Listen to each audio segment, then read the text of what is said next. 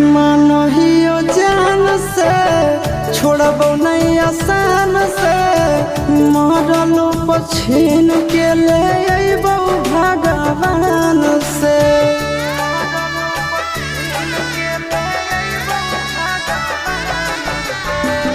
मानहियो जान से छोड़बो नहीं आसान से मरलो पछीन के ले अइबो भगवान से।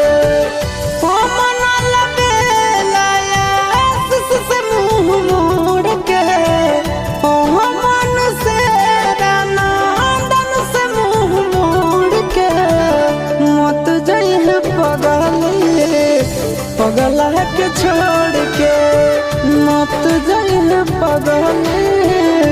पगला के छोड़ के।